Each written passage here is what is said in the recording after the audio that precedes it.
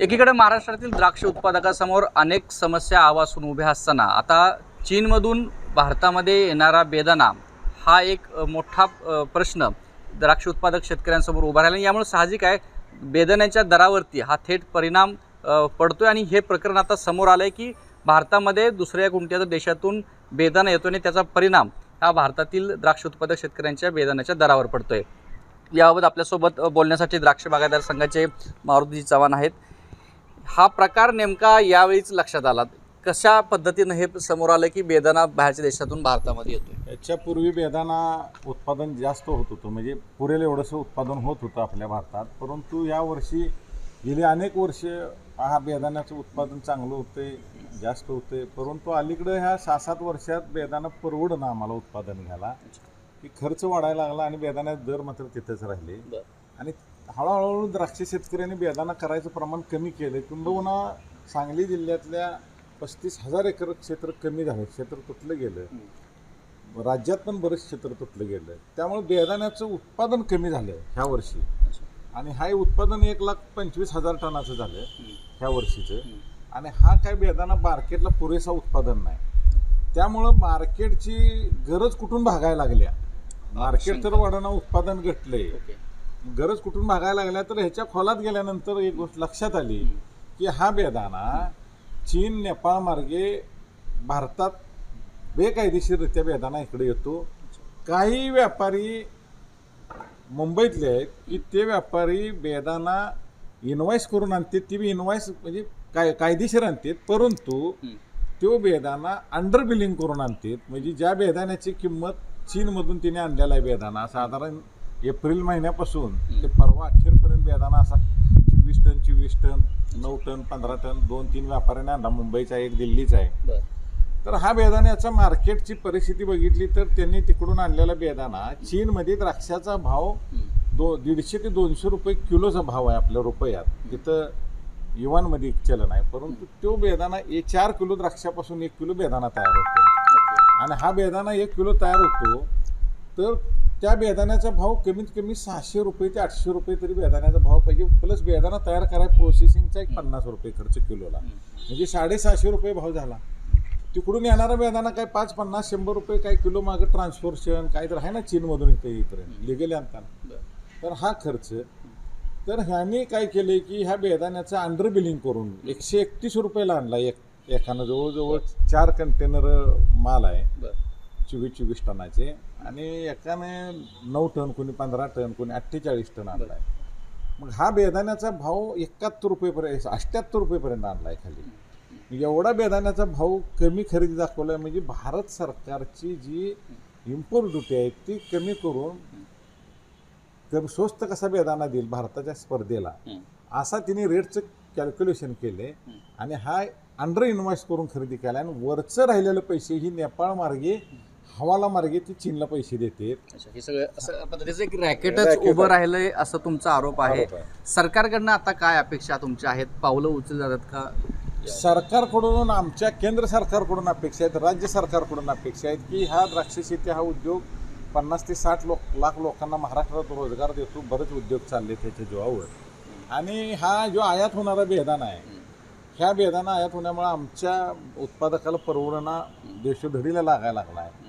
आणि पंतप्रधान एका बाजूला सांगतात की बाबा देशाचे म्हणजे स्वदेशी वापरा, आणि हा बेदाणा मात्र अंडर बिलिंग करून आणतात. आता हा बेदाणा आणला तर ह्या बेदाण्याला आम्हाला सरकारकडून अपेक्षा आहे की तुम्ही त्याचं अन्न आणि औषध प्रशासनामार्फत तो बेदाणा आरोग्यास घातक आहे तो तपासणी करून घ्या. दुसरा आमचा मुद्दा आहे की तुम्ही काय केली का तपासणी? आम्ही आता तपासणी, आमच्याकडे तो बेदाणा ऑलरेडी इथं मिळालेला नाही. तो मुंबई मार्केट, गया मार्केट, बनारस मार्केट मार्केटला फिरतोय. तर हा बेदाणा आम्ही सुद्धा त्याचे आता घ्यायला लागलो. सॅम्पल आम्हाला कुठं मिळतील तर आम्ही घेणार आहे. त्या सॅम्पल आम्ही टेस्टला देऊ, रेसिड्यू किती आहे त्याच्यातले. ह्याच्यावर आयात कर अंडर बिलिंग केले म्हणजे ह्या व्यापाऱ्यांच्यावर देशद्रोहाचा गुन्हा दाखल करा की जेणेकरून थोडा बिलिंग करून आणते आणि राहिलेला बेकायदेशीर आणून विकते. ह्या व्यापाऱ्यांच्यावर ईडीची कारवाई करून चौकशी करावी की अंडर बिलिंगची. दुसरं, जो अफगाणिस्तानवरून बेदाणा येतो, या अफगाणिस्तानमधून जवळजवळ आमच्याकडे माहिती मिळाल्याप्रमाणे 75,000 टन बेदाणा दरवर्षी येतो 18 बॉर्डरमधून.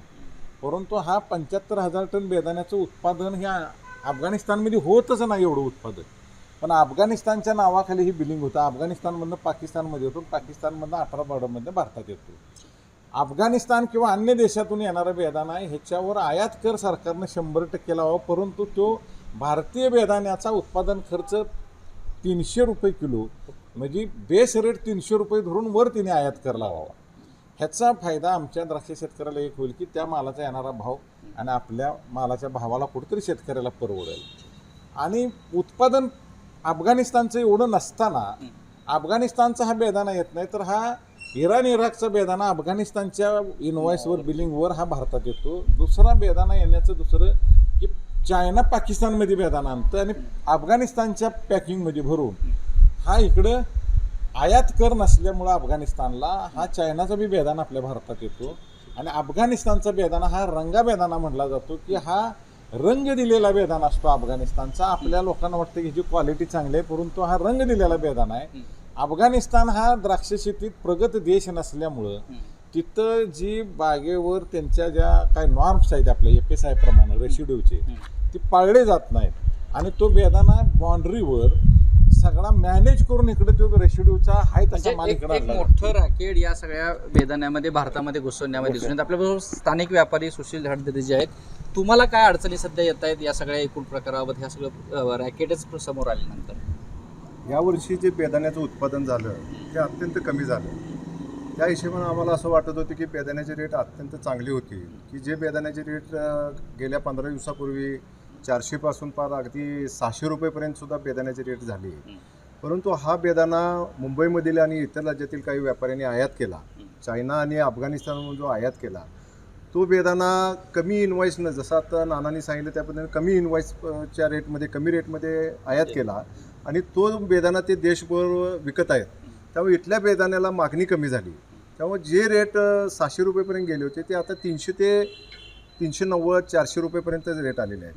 आणि या प्रचंड मोठ्या अडचणी या बाजारपेठेत निर्माण झालेल्या आहेत की आज बेदाण्याचा रेट 400 असतो, उद्या काय कमी होतोय का, ही भीती व्यापाऱ्यांच्यात निर्माण झाली. त्यामुळे व्यापारी सगळे घाबरलेले आहेत.